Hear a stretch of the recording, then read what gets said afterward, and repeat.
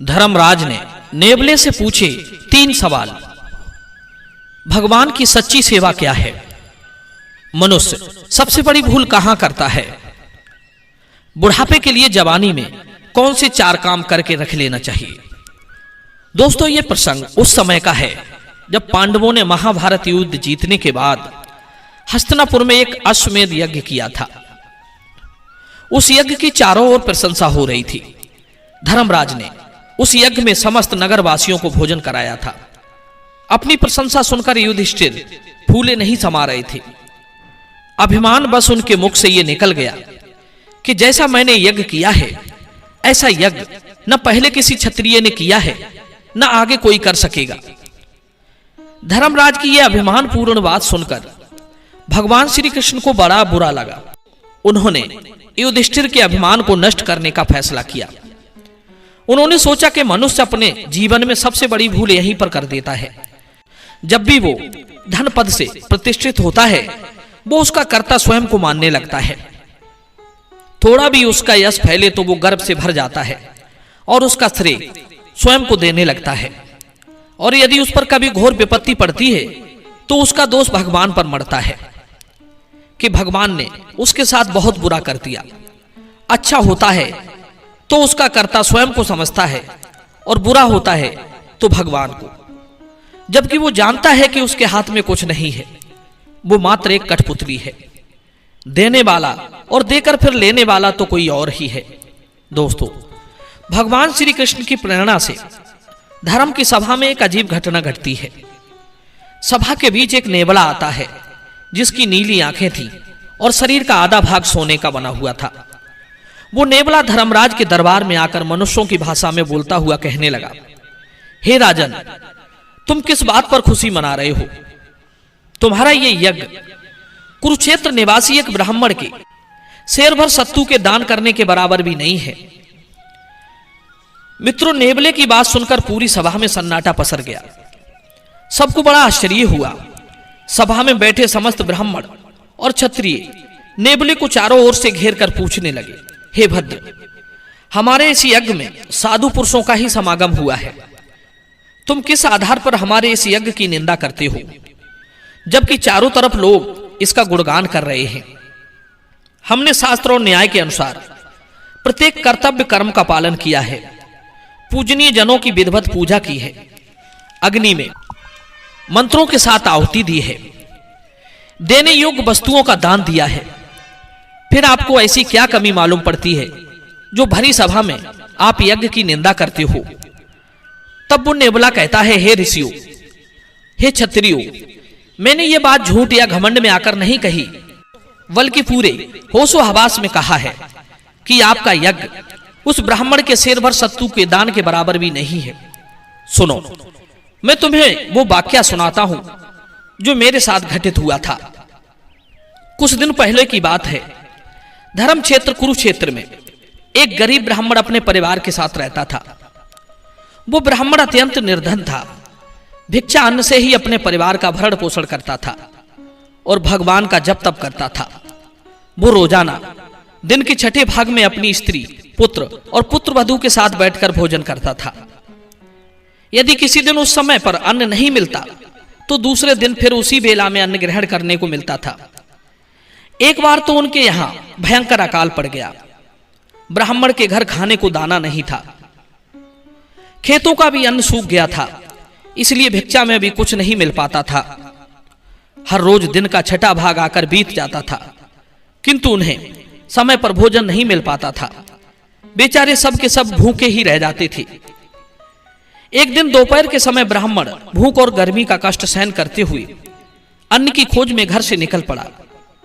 घूमते घूमते काफी समय बीत गया। भूख और गर्मी से वो व्याकुल हो चला था, किंतु उन्हें कहीं से भी अन्न का दाना नसीब नहीं हुआ।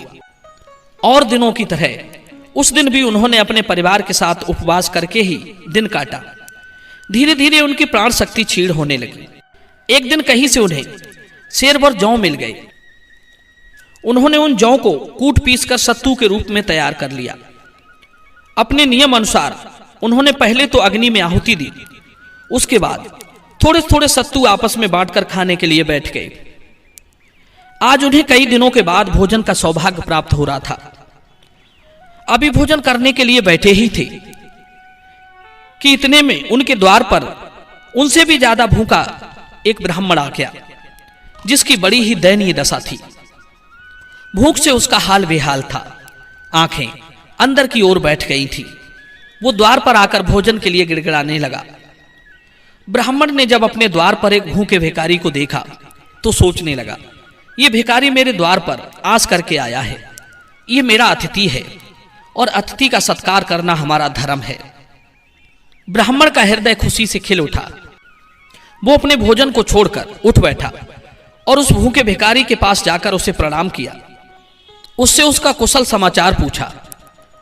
पूछने पर पता चला कि वो कई दिनों से भूखा है। ब्राह्मण उसे आदर के साथ अपनी कुटिया में बुला लाया और अपने आगे के सत्तू उठाकर उसको खाने को दे दिए। धन्य है उस ब्राह्मण का त्याग और निष्ठा, जो अतिथि सेवा के लिए स्वयं भूखा रह गया पर अतिथि को भूखा नहीं रखा। भिखारी ने झटपट उन सत्तुओं को खा लिया, किंतु उन सत्तुओं से उसकी भूख शांत नहीं हुई। ब्राह्मण ने देखा कि अतिथि देवता मेरे सत्तू खाने के बाद भी भूखे ही रह गए। ब्राह्मण बड़ी सोच में था कि इनको किस प्रकार संतुष्ट किया जाए। अपने पति को चिंतित देखकर ब्राह्मणी ने भी अपने आगे का सत्तू नहीं खाया। उसने उठाकर अपना भाग भी अपने पति को दे दिया कि लो, इसे भी अतिथि को खिला दो। मित्रों, अपनी पतिव्रता पत्नी की यह बात सुनकर ब्राह्मण ने अपनी भार्या से कहा, हे कल्याणी, तुम धन्य हो जो अतिथि सेवा के हेतु स्वयं भूखी रह गई।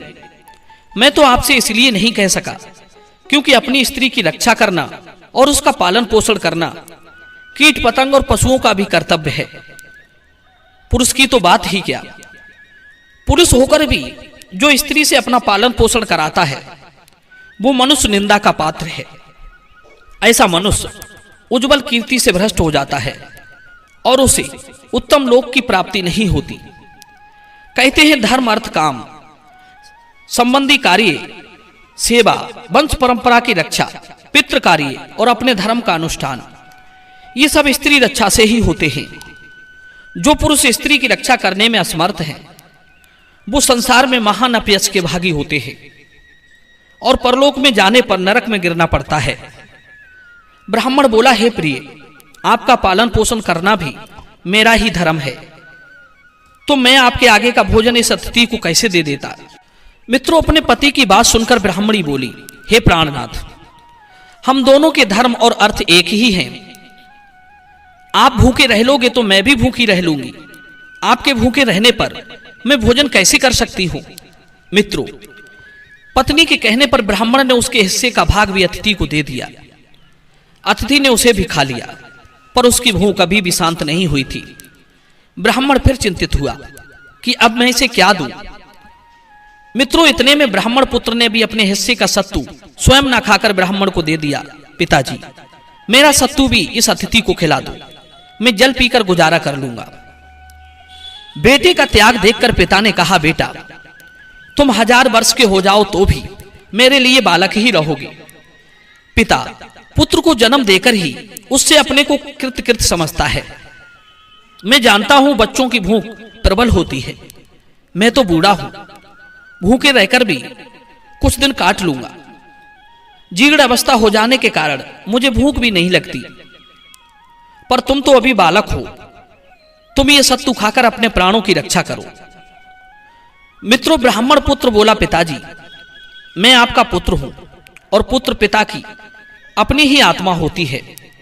आपके व्रत की रक्षा करना भी मेरा उतना ही दायित्व है जितना कि आपका। इतना कहकर पुत्र के हिस्से का भाग भी अतिथि को खाने को दे दिया। अतिथि ने उसे भी खा लिया, पर अभी भी उसकी भूख शांत नहीं हुई थी। ब्राह्मण फिर चिंता में पड़ गया। मित्रों, अपने ससुर को चिंतित देखकर पुत्र वधू ने भी अपने हिस्से के सत्तू उठाकर अतिथि को परोसने के लिए दे दिए। अतिथि ब्राह्मण उसे भी खा गया। चारों का त्याग और समर्पण देखकर वो अतिथि बहुत प्रसन्न हुआ। वो याचक साक्षात धर्म के रूप में परिवर्तित हो गया और ब्राह्मण और उसके परिवार से कहा, भूख मनुष्य की बुद्धि को चौपट कर देती है। भूख से मनुष्य के धार्मिक विचारों का लोप हो जाता है। किंतु आपकी ऐसी स्थिति होने पर भी आपकी दान में रुचि बनी रही। आपका यश सदा कायम रहेगा। मित्रों, धर्म ने उन चारों को स्वदेह स्वर्ग भेज दिया। नेबला बोला, हे मुनि ज्ञानियों, उसी ब्राह्मण के घर के पास में मेरा बिल था। मैं अपने बिल से निकलकर आया और उसी स्थान को सूंघने लगा जहां ब्राह्मण ने अतिथि को भोजन कराया था। उस दान के प्रताप से उस स्थान को सूंघने से मेरा आधा शरीर सोने का बन गया। आधा सोने का होकर मुझे खुशी तो बहुत हुई, पर मैं तब से अपने पूरे शरीर को सोने का बनाने के लिए घूम रहा हूं। कई यज्ञ स्थलों पर गया, वहां की जगह को सूंघा, पर मैं पूरा सोने का नहीं बन सका। जब मैंने लोगों के मुख से सुना कि धर्मराज ने बड़ा ही विशाल यज्ञ किया है, तो मैं इस यज्ञ की प्रशंसा सुनकर यहां चला आया। सोचा शायद यहां सोने का बन जाऊं, पर यहां पर आकर भी मैं पूरा सोने का नहीं बन पाया। इसीलिए मैंने हंसकर कहा था कि यह यज्ञ ब्राह्मण के शेरवर सत्तू के दान के बराबर नहीं है। यदि यह यज्ञ वास्तव में उस यज्ञ से श्रेष्ठ होता तो मैं सोने का बन जाता। मित्रों, नेबले की बात सुनकर धर्मराज का सिर नीचे की ओर झुक गया।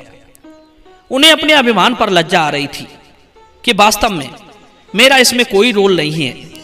सब कुछ करने वाला और कराने वाला ईश्वर ही है। मैं मूर्ख था जो इस यज्ञ का श्रेय खुद को दे रहा था। मित्रों, धर्मराज ने सबसे क्षमा मांगी और नेबले से कहा, हे भद्र प्राणी, तुम बहुत ज्ञानी जान पड़ते हो। मेरे कुछ प्रश्नों के जवाब दे दो, मेरे मन की संशय दूर हो जाएगी। दोस्तों, धर्मराज ने नेबले से पूछा कि भगवान की सच्ची सेवा क्या है? मनुष्य सबसे बड़ी भूल कहां पर करता है? और मनुष्य को बुढ़ापे के लिए जवानी में कौन से 4 काम करके रख लेने चाहिए?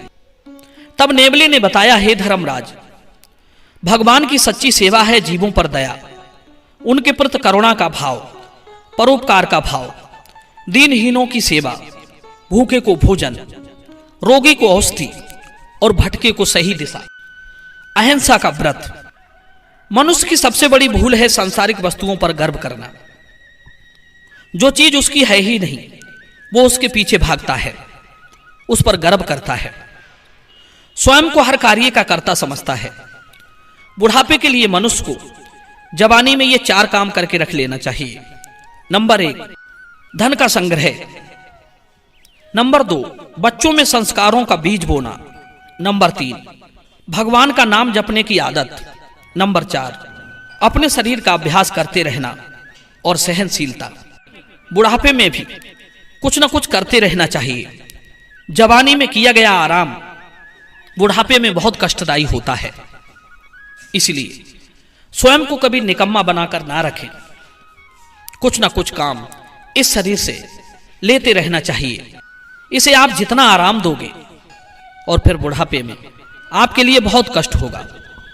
मित्रों, इस वीडियो के विषय में आपके क्या विचार हैं? कमेंट सेक्शन में अपनी राय जरूर देना। मिलते हैं अगली वीडियो में नई चर्चा के साथ। आप सभी का बहुत बहुत धन्यवाद। जय श्री कृष्ण।